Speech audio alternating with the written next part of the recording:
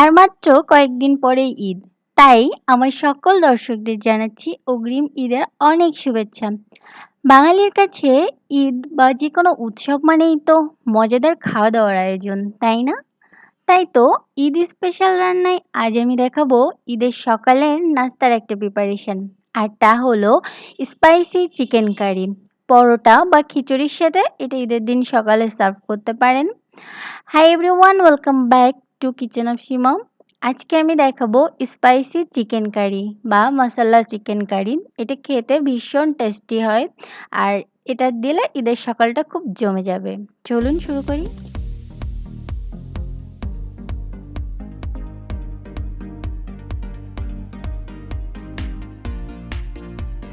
চলুন শুরুতে আমরা দেখে নিই স্পাইসি চিকেন কারি বানানোর জন্য আমাদের কি লাগবে।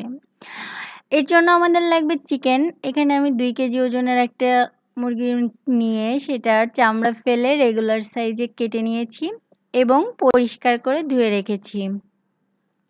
অনেকে বলেন যে ব্রয়লার মুরগি রান্না করলে নাকি স্বাদ হয় না। তাই তো আজকে আমি ব্রয়লার মুরগি দিয়ে করে দেখাবো।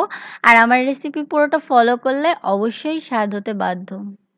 লাগবে হলুদের গুঁড়ো, লবণ আর ভিনেগার লাগবে। এখানে আমি 1/2 টেবিল চামচ মতো ভিনেগার এই মাংসে দিয়ে দিচ্ছি। লবণ দিয়ে দিলাম সামান্য স্বাদ মতো। আর সেই সাথে দিয়ে দিব ১ চা চামচের একটু কম হলুদের গুঁড়ো। এগুলো দিয়ে প্রথমে আমি চিকেনটাকে একটু ভালো করে মাখিয়ে নিব। তারপর এটাকে ১০ মিনিটের জন্য রেখে দিব। ১০ মিনিট রেখে দেওয়ার পর চিকেনটাকে খুব ভালো করে মাখিয়ে নিচ্ছি আগে। দেখুন। এবার এটাকে রেখে দিয়েছিলাম ১০ মিনিট। এবার একটি পাত্রে তেল গরম করে নিয়ে তাতে আমি চিকেনের পিসগুলো দিয়ে এগুলোকে হালকা করে একটু ভেজে নিব। খুব বেশি ভাজবেন না, এতে করে চিকেনের ভেতরটা শক্ত হয়ে যায়। এই যে আমি চিকেনগুলো ভেজে নিয়েছি। এছাড়া আমাদের লাগছে ২ টা আলু। আমি এভাবে কিউব করে কেটে রেখেছি। এবার আলুটাতেও সামান্য হলুদের গুঁড়ো আর লবণ দিয়ে ভালো করে মাখিয়ে নিচ্ছি এবং ওই তেলেই ভেজে নিচ্ছি। দেখুন। এই যে আমাদের চিকেনটা আমি খুব বেশি কিন্তু ভাজিনি। এর সাথে আমাদের লাগবে পেঁয়াজ বাটা, আদা বাটা, রসুন বাটা। সেই সাথে লাগছে জায়ফল গুঁড়ো, এলাচ, দারচিনি, লবঙ্গ, তেজপাতা এগুলো ফোড়ন দেওয়ার জন্য, ভাজা জিরা গুঁড়ো বা টালা জিরা গুঁড়ো, আস্ত জিরা কিছু নিয়েছি আমি ফোড়ন দেওয়ার জন্য। সেই সাথে লাগছে এই যে ভেজে রাখা আলুগুলো, হলুদের গুঁড়ো, গরম মশলার গুঁড়ো, লাল মরিচের গুঁড়ো, জিরা গুঁড়ো আর ধনিয়া গুঁড়ো। এর পরিমাণগুলো আমি দেওয়ার সময় বলে দিব। লবণ লাগছে। এছাড়া লাগবে পেঁয়াজ কুচি। এখানে ২ টা বড় সাইজের পেঁয়াজকে কুচি করে নিলাম। এবার তেল দিয়ে এখানে আমি ১ কাপে ৪ ভাগের ১ ভাগ তেল দিয়েছি। তার মধ্যে তেজপাতা, এলাচ, দারচিনি, লবঙ্গ ফোড়ন দিয়ে তাতে আস্ত জিরাগুলো দিয়ে দিয়েছি এবং এরপর পেঁয়াজ কুচিটা দিয়ে দিয়েছি। পেঁয়াজ কুচিটাকে একটু লালচে করে ভেজে নিয়ে তার মধ্যে আমি দিয়ে দিচ্ছি প্রায় ২.৫ টেবিল চামচ মতো পেঁয়াজ বাটা।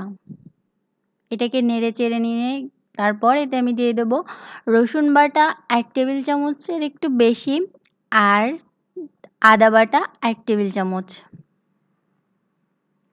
এবার এগুলো থেকে কাঁচা ঘ্রাণ যতবেলা হবে ততক্ষণ এটাকে একটু ভেজে নিচ্ছি। এরপর এর মধ্যে আমি দিয়ে দিচ্ছি ১.৫ টেবিল চামচ মতো লাল মরিচের গুঁড়ো। আপনি ঝাল কম বেশি করতে পারেন। ১/২ চা চামচ হলুদের গুঁড়ো।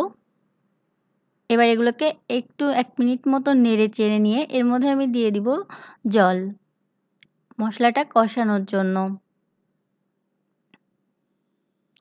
আমি এখানে সামান্য জল দিয়ে দিয়েছি। নেড়েচেড়ে নিয়ে এখন এর মধ্যে আমি গুঁড়ো মশলা দিব। গুঁড়ো মশলা হিসেবে আমি দিচ্ছি ১ টেবিল চামচ মতো ধনিয়া গুঁড়ো আর 1/2 টেবিল চামচ মতো জিরা গুঁড়ো।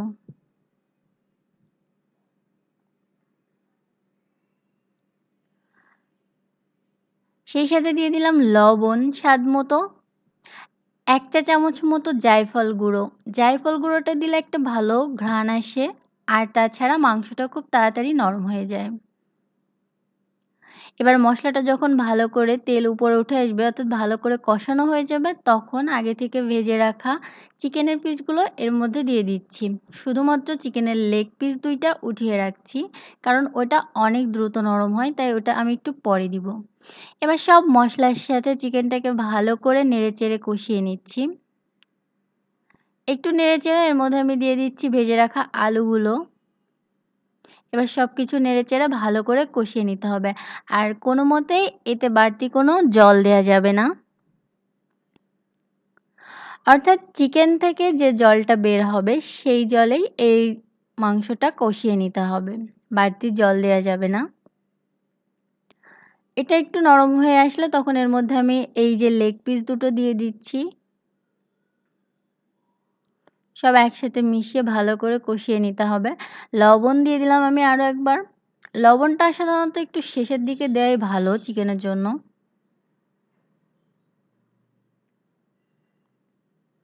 এবার সব মশলার সাথে এটাকে খুব ভালো করে কষিয়ে নিচ্ছি। আমি কিন্তু এখনও কোনো জল দিইনি।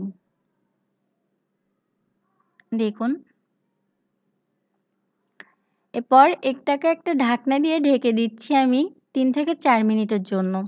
এরপর ঢাকনাটা খুলে নিয়ে এটাকে নেড়েচেড়ে আবারও মিশিয়ে দিচ্ছি। এবার এর মধ্যে আমি দিয়ে দিচ্ছি খুবই সামান্য পরিমাণে জল। হাফ কাপের মতো।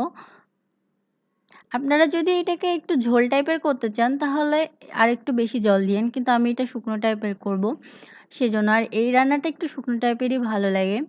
তো জল দিয়ে এরপর আমি দিয়ে দিয়েছি ১ টেবিল চামচের একটু কম গরম মশলা গুঁড়ো আর হাফ টেবিল চামচ মতো ভাজা জিরা গুঁড়ো। সব একসাথে মিশিয়ে নিয়ে কয়েক মিনিট জাল দিয়ে নিলেই তৈরি হয়ে যাবে দারুণ স্বাদের স্পাইসি চিকেন কারি।